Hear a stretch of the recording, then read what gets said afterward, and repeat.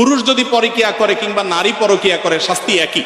মনে রাখবেন, আল্লাহর জমিনে সবচেয়ে ভয়াবহ অপরাধ, যেই অপরাধের শাস্তি সবচেয়ে জঘন্য, সেটা হলো এই পরকীয়া। অর্থাৎ বিবাহিত পুরুষ এবং নারী যদি হারাম সম্পর্কে লিপ্ত হয় তাদের শাস্তি সবচেয়ে ভয়াবহ। কেন শাস্তি ভয়াবহ জানেন? এক সময় আমি গত কিছুদিন আগে বাংলাদেশি এক ভাইকে থাইল্যান্ডে দেখা হয়েছে, অনেক বয়স। ওনাকে জিজ্ঞেস করলাম বাচ্চা কাচ্চা কয়জন, বললো যে 2 জন। তো বললাম এত কম বাচ্চা কাচ্চা, কোনো বিধিনিষেধ আছে নাকি? বলে না ভাই, এক সময় আমাদের এই দেশে, থাইল্যান্ডের কথা আমি বলছেন, যে সন্তান বেশি নিলে সরকার পারমিট করতো না, 2টা বেশি পারমিশন দিত না। আর এখন সরকার উল্টা, বরং সন্তান বেশি নিলে আরো ভাতা দেয়।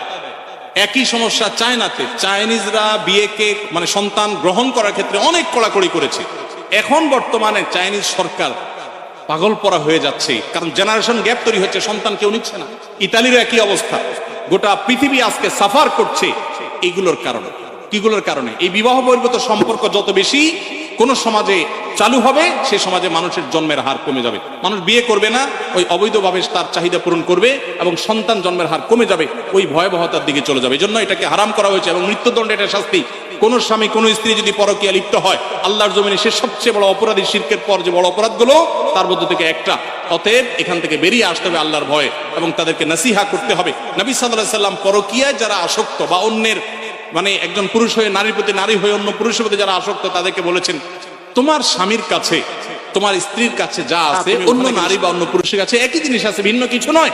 অতএব শয়তান তোমাকে বুঝায় না, সুখ পাবা, শান্তি পাবা। অতএব এগুলো থেকে আমাদের বেরিয়ে আসতে হবে।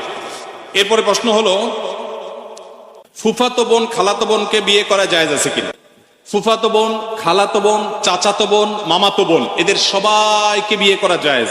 আর যাদেরকে বিয়ে করা জায়েজ, এরকম বোন যারা আছে, বিয়ে করা জায়েজের আওতায় পড়ে, এদের সাথে পর্দা করা ফরজ। অর্থাৎ তাদের সাথে আপনি পর্দা ছাড়া কথা বলবেন না, এবং কোন প্রয়োজন হলে কথা বলবেন পর্দার আড়াল থেকে, এবং তাদেরকে বিয়ে করাটা কি আছে? জায়েজ আছে। আমি এবং আমার ভাই মাঝে মধ্যে শুধু ফুচকা, ছোলা বুট বা চটপটি খেয়ে থাকি। এখন এগুলো খাওয়া কি ইসলাম নিরুৎসাহিত করে? এবং এগুলো খাওয়ার আগে বিসমিল্লাহ বলে খেলে কি ইবাদত হবে?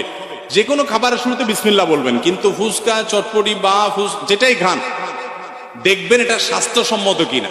আপনি রুগী, আপনার সমস্যা হয় পেটে, আপনি এগুলা খান আর গ্যাস্ট্রিকের ওষুধ খান। এটা আমাদের বেশিরভাগ লোকের অভ্যাস, তাই না?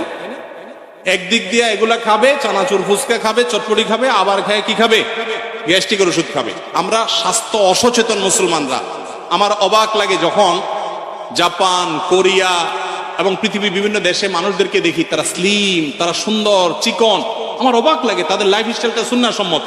তারা এমন কোনো খাবার খান